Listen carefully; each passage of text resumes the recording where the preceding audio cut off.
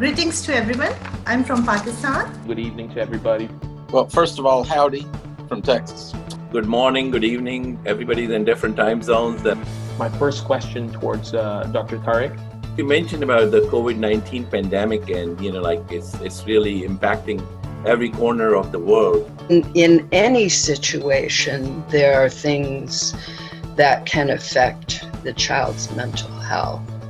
And I think that the best that we can do is help them feel good about themselves. But then when you take away one of our students' primary ways of connecting and socializing, and that's through schools, this is traumatic for a lot of our students.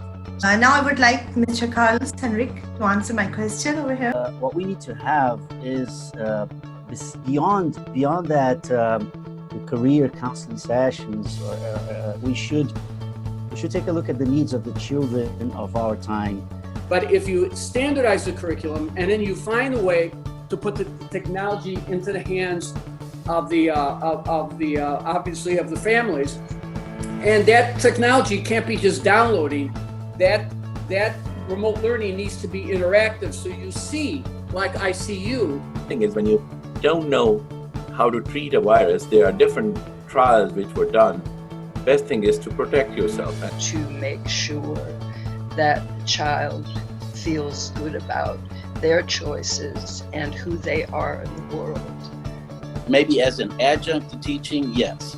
And I think it's a great tool to be used in teaching kids, but kids, especially in the elementary area that I teach in, they need that socialization. They need to learn social skills. They need to learn how to treat each other. And that's a big part of what we do as teachers. Design sessions related to the needs of the youth worldwide, right?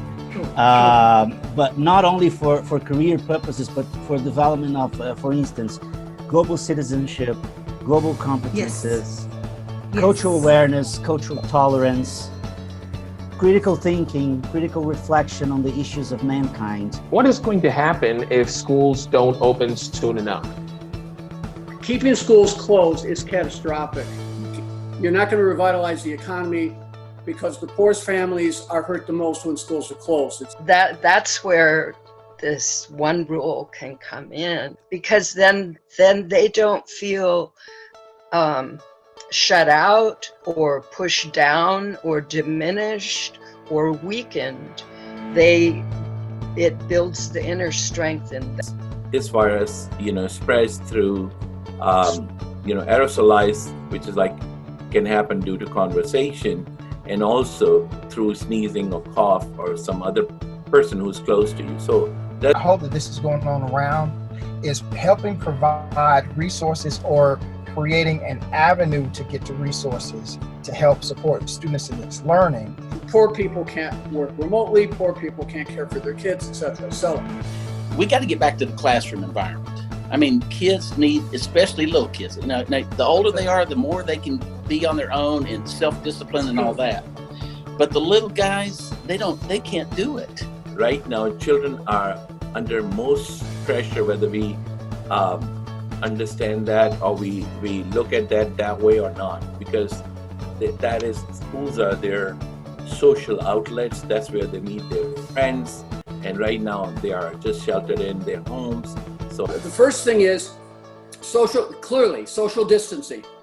Social distancing protocols, they're pretty basic. We're trying to manage online, and if we don't have the parents' involvement, I tell you, it's a losing battle. That's the approach we need to take on internet, and I dare say with life for kids. There's always the good side and there's always the bad side. You try to avoid the bad side and go for the good side. What children want is consistency. They want consistency and predictability. They'll adjust to anything. Children are extraordinarily resilient if they have consistency and if they feel safe and secure. My child literally says, I don't want the iPad class, I want the real class that I use. A sick man has only one wish, because they want to be healthier. Same thing is with children. If they are not, if they are asthmatic, they can't breathe, they can learn right now. They cannot focus on learning. So likewise, even if it's online or offline learning, you always have to really figure out a way to keep them emotionally healthy. And technology is not a substitute for quality instruction, but technology can significantly enhance instruction, and it is a great equalizer. Two good things came out of the COVID thing. Number one is everybody now knows how to wash their hands properly. The other good thing that has come out of this is parents are going to have a new appreciation for what teachers go through. They're going to be more partnering with us now when there's issues of discipline and things like that than they ever have before. The most important thing, what you're trying to say, is trust. That students, the children, they should trust their parents. And parents have this relationship of communication with them and guide them properly. I'm just hoping and praying that we get back to normal. I don't believe in the new normal, by the way. The new normal is abnormal. And